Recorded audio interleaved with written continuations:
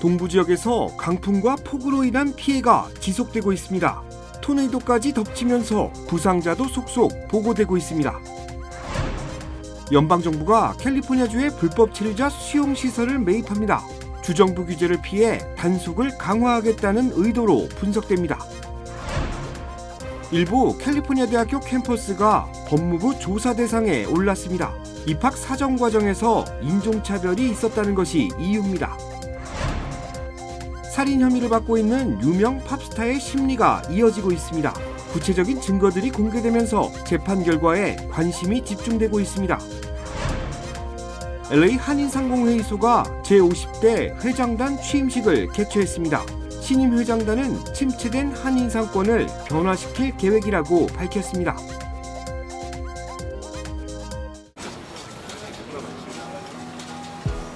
오늘의 가능성에게 내일의 금융을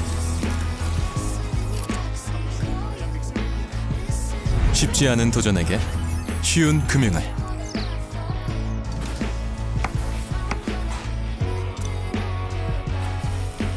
더 커지는 꿈에게 더 힘이 되는 금융을 이것이 당신과 PCB의 시너지 PC빌리티 PCB뱅크.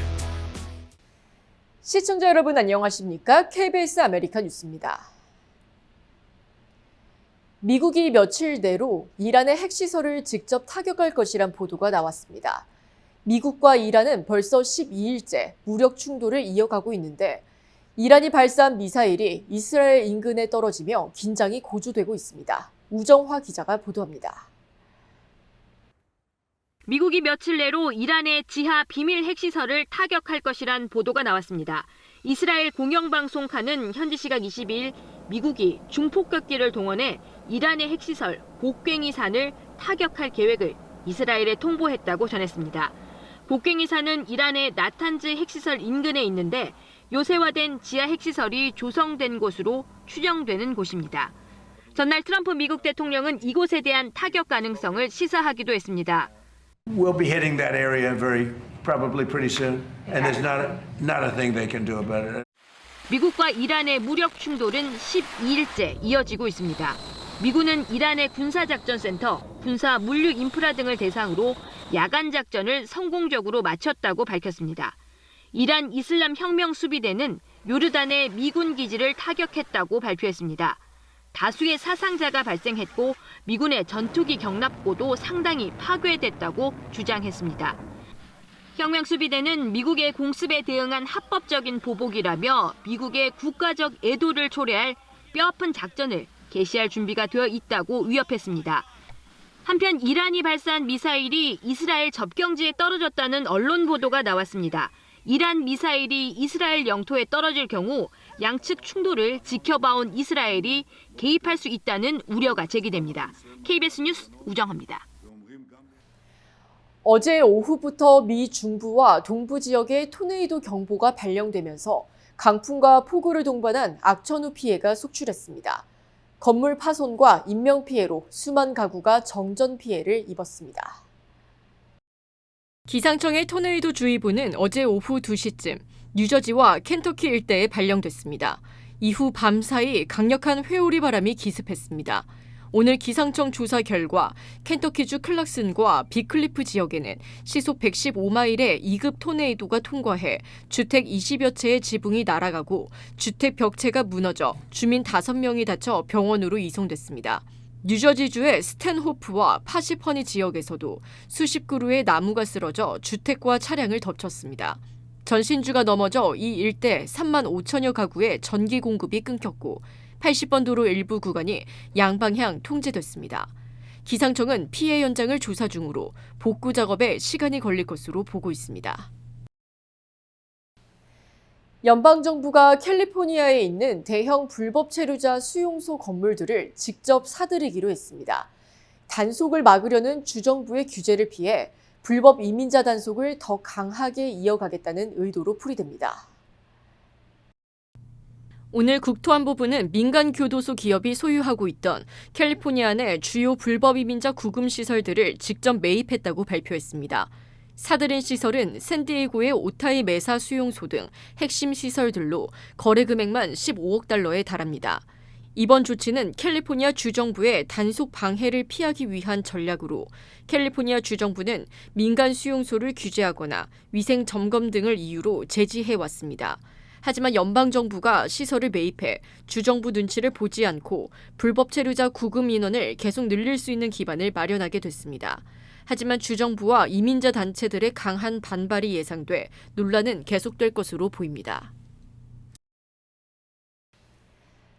샌프란시스코 국제공항에서 유나이티드 항공 직원이 고객에게 이민세관 단속국 ICE를 부르겠다고 위협해 인종차별 파문이 일고 있습니다. 지난 7월 14일 오전 8시 15분쯤 샌프란시스코 공항 유나이티드 항공 카운터에서 한 시민권자 승객이 딸의 항공권 스펠링 오류를 수정하던 중 대기 시간이 길어지자 직원과 말다툼이 벌어졌습니다. 승객이 이름을 물으며 촬영을 시도하자 해당 직원도 자신의 휴대폰으로 촬영을 하며 아이스에 신고해야겠다, 시민처럼 행동하지 않는다는 발언을 퍼부었습니다. 승객은 히스패닉계 미국인으로 얼굴과 피부색만 보고 불법 체류자 취급을 당해 너무 무섭고 심각한 위협을 느꼈다며 분통을 터뜨렸습니다. 당시 현장에 있던 14살 딸 역시 큰 충격을 받아 눈물을 흘린 것으로 알려졌습니다. 논란이 확산되자 유나이티드 항공 측은 해당 영상의 경위를 파악하고 진상조사에 착수했다고 밝혔습니다. UCLA에 이어 UC 샌디에이고 의대까지 연방 법무부의 조사를 받게 됐습니다. 입학 사정 과정에서 아시안과 백인 지원자를 차별했다는 이유입니다. 성적 중심의 공정성과 의료 현장의 다양성을 두고 공방이 치열합니다. 이번 조사의 핵심은 의대 지원서에 포함된 개인적 고난 극복 경험 문항입니다. 법무부는 의대가 시험 점수가 낮은 소수계 지원자를 합격시키기 위해 이 항목을 우회 수단으로 썼다고 판단했습니다. 주 법상 인종 우대가 금지돼 있는데도 편법을 써서 아시안과 백인 학생들의 기회를 빼앗았다는 겁니다. 연방당국의 이번 조사는 입학 사정에서 성적과 실력이라는 객관적 기준을 최우선에 두겠다는 강한 메시지로 풀이됩니다. 반면 대학과 의료계의 반발도 팽팽합니다. 다인종 사회인 캘리포니아의 특성상 소수계 환자를 이해하고 치료하려면 의대생들의 배경도 다양해야 한다는 입장입니다. 성적에 기반한 공정한 경쟁이 우선이라는 정부와 공공보건을 위해 다양성을 지켜야 한다는 대학의 명분이 정면 충돌하면서 이번 사태는 UC 계열 전체로 확산될 우려가 커지고 있습니다. 인기 팝스타 디포드의 살인 혐의 심리가 이틀째 이어지면서 참혹한 사건의 전말과 구체적인 증거들이 연이어 공개되고 있습니다. 어제 1차 심리에서는 디포드 소유의 테슬라 트렁크에서 발견된 14살 피해자의 참혹한 사진과 수사관들의 증언이 공개됐습니다.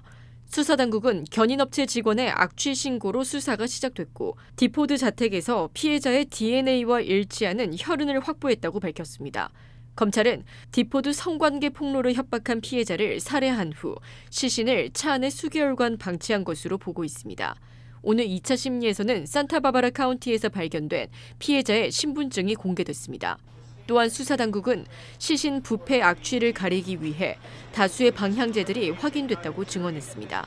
디포드 측 변호인은 무죄를 주장하며 증거 보존 방식에 문제를 제기했습니다. 재판부는 이번 심리를 바탕으로 정식 재판 여부를 결정할 예정입니다. 연방 이민세관 당국의 대규모 불법 이민자 단속 여파로 LA 일대 이민자 상권이 1년이 지난 지금까지도 극심한 침체를 겪고 있다는 연구 결과가 나왔습니다. UCLA 연구팀에 따르면 지난해 LA 카운티 주요 상권에서 실시된 불법 체류자 단속 직후 유동인구가 크게 줄어 단 2주 만에 300만여 달러가 넘는 매출 손실이 발생했다고 밝혔습니다. 이 같은 충격은 라티노 상권뿐만 아니라 한인 등 아시안 상권으로도 확산되고 있습니다. 이민 단속에 대한 공포감으로 손님들의 발길이 줄면서 업주 10명 중 8명 이상이 운영시간 축소나 매출 감소 등 심각한 경영난을 호소했습니다. 전문가들은 비시민권자는 물론 합법 체류자와 한인 사회 전반으로 여파가 넓어져 지역 경제의 피해가 더욱 커질 것으로 우려된다고 지적했습니다.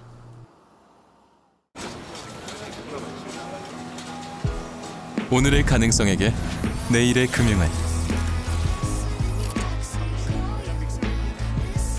쉽지 않은 도전에게 쉬운 금융을.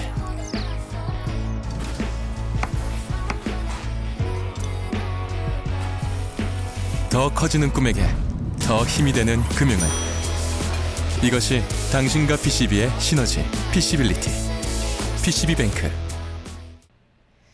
LA 한인상공회의소가 제50대 회장단 취임식을 개최했습니다. 신임 회장단은 경기 침체를 겪고 있는 한인 상권 활성화를 위해 노력하겠다고 다짐했습니다. 이우수 기자가 취재했습니다. 어제 오후 할리우드에서 열린 이 취임식에는 LA 한인상공회의소 이사진을 포함 주요 인사 300여 명이 참석했습니다. 신임 회장단은 광문철 회장, 리킴 수석 부회장, 조앤리, 제이스노 부회장으로 구성됐으며 이들은 침체된 한인 경제를 되살리기 위해 다양한 기회를 만들겠다고 밝혔습니다. LACD와 서로 협력해서 정책적이나 실질적으로 우리 혜택을 받을 수 있는 걸 많이 모르고 있습니다. 그래서 그거를 구체적으로 우리 논의해가지고 어떤 것이 우리 한인상공회의소가 우리 한인 상공인들이 도움이 될 수 있는지 그것부터 알아보고 하나하나씩 차곡차곡 해결해 가겠습니다. 소상공인을 살릴 수 있는 그런 역할을 해야 되고, 그리고 또 전체적인 LA 경제에 조금이라도 밑받침될 수 있는 그런 가교 역할을 할 수 있는 그런 상공회의소가 되도록 노력하겠습니다.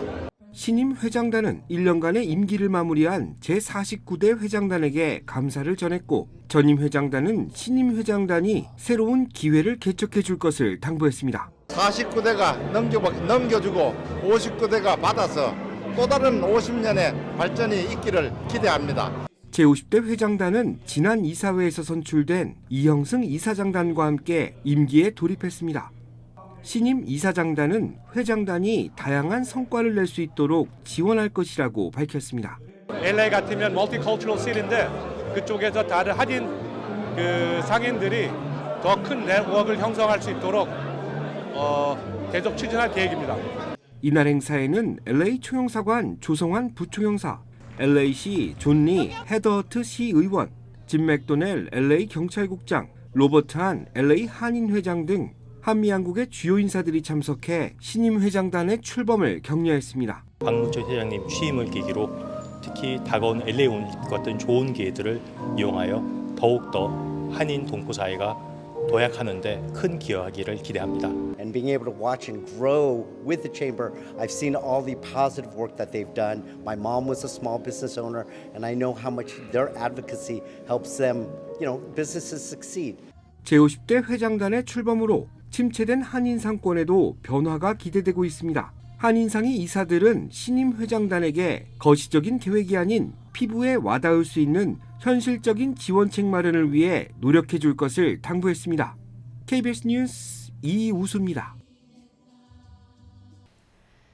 트럼프 행정부가 연간 2천억 달러에 달하는 연방 과학 연구 지원 체계를 전면 재편했습니다. 검증된 과학자에게 투자를 집중하고 과학용 AI에 대규모 자금을 투입한다는 구상입니다.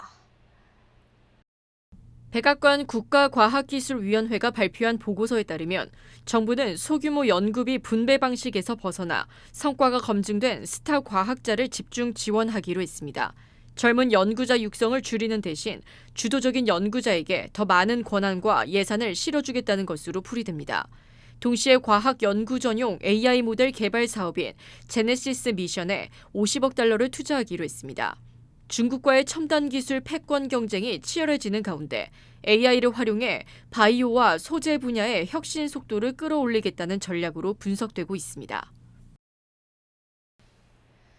저소득층 노인과 장애인에게 지급되는 연방 생활보조금 SSI의 자격 검증이 한층 강화됐습니다.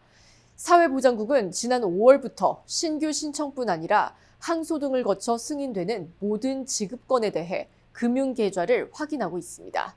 KBTV 신영주 기자가 보도합니다.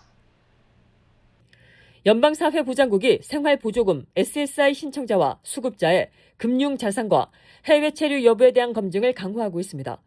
SSI는 일반 소셜연금과는 달리 소득과 자산이 적은 65세 이상 노인과 장애인, 시각장애인에게 지급되는 복지급여입니다. 사회보장국은 금융기관 정보조회 AFI 시스템을 통해 신청자가 신고한 은행계좌의 소유 여부와 잔액을 금융기관 자료와 직접 대조합니다. 신고하지 않은 계좌도 확인할 수 있습니다. 신청자의 거주지 등을 기준으로 금융기관을 검색하며 한 차례 심사해서 개인별로 최대 10차례의 지역 검색이 가능합니다. 지난해 8월부터는 65세 이상 신규 승인권에 대해 신고된 금융자산이 없더라도 지급 전에 계좌를 확인해 왔습니다. 이어 올해 5월부터는 신규 신청뿐만 아니라 항소나 재개 심사를 거쳐 승인되는 모든 SSI 지급건으로 적용 대상을 확대했습니다. 계좌 조회에 동의하지 않거나 동의를 철회하면 신규 신청은 승인되지 않고 기존 수급자의 지급도 중단될 수 있습니다. 해외 체류 점검도 강화됐습니다. 사회보장국은 올해 1월부터 국토안보부의 출입국 기록을 활용해 30일 이상 해외에 체류한 SSI 수급자의 체류 여부를 직접 확인하기 시작했습니다. SSI 수급자가 미국 밖에서 30일 연속 체류하거나 한 달 전체를 해외에서 보내면 지급이 중단될 수 있습니다. 귀국한 뒤에도 미국에 30일 연속 머물러야 수급 자격이 다시 인정됩니다. KBTV 뉴스 신영주입니다. 서울대학교 경영대학이 미국에서 최고 경영자 과정 수강생들을 모집합니다. 서울대학교 경영대학은 오늘 LA 한인상공회의소 사무처에서 입학설명회를 갖고 내년 1월부터 5주간에 걸쳐 진행되는 AMP USA 1기 수강생을 모집한다고 밝혔습니다. 주최 측에 따르면 해당 과정 수료자들에게는 총장 명의의 이수증이 발급되며 총동문회 준동문 자격을 받게 됩니다. 1기 모집 정원은 40명 내외며 수업은 온라인과 오프라인을 통해 진행될 예정입니다. 입학 관련 문의는 이메일을 통해 진행할 수 있습니다.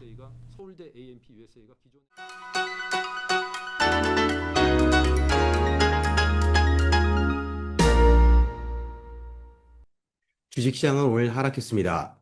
어제 3주 만에 가장 강력했던 랠리 모드가 결국 하루짜리 반짝 상승으로 끝난 건데요. 상승 반전과 하락 반전을 거치며 출렁인 장은 끝내 3대 지수 모두 약세로 꺾인 채 마감했고 그중 오늘 가장 큰 폭으로 하락한 내스닥은 어제 상승분의 44%를 반납했습니다. 3일 연속 동반 상승한 국제유가와 국채금리가 각각 6주와 8주 최고치로 치솟은 가운데 마감 후 발표될 알파벳과 테슬라 그리고 IBM의 실적 결과를 앞두고 중립을 유지하던 투자 심리는 막판에 결국 매도 쪽으로 기울었습니다. 배럴당 95달러까지 상승한 브렌트유는 인플레이션 우려를 다시 자극했습니다. 여기에 실적 발표를 앞둔 빅테크 기업들의 AI 캐펙스와 클라우드 성장률에 초점이 맞춰지면서 기대와 불안이 교차했는데요. 그 결과 어제 랠리 모드를 주도했던 반도체 메모리 관련주들의 희비는 다소 엇갈렸고 매그니피센트 세븐은 오늘 엔비디아를 제외한 6종목이 일제히 하락하며 최근 상승 종목수가 하락 종목수를 압도했던 흐름이 반전되는 모습을 나타냈습니다.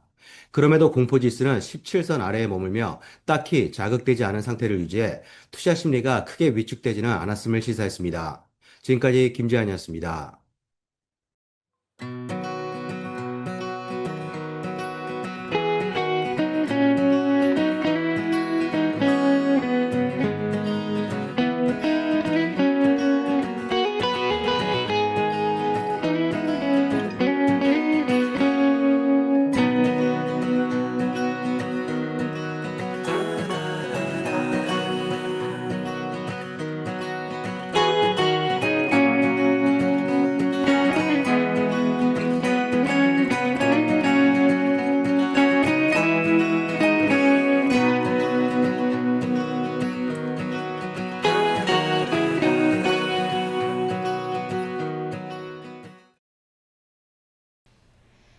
KBS 아메리카 뉴스 오늘 소식은 여기까지입니다. 편안한 밤 되시기 바랍니다.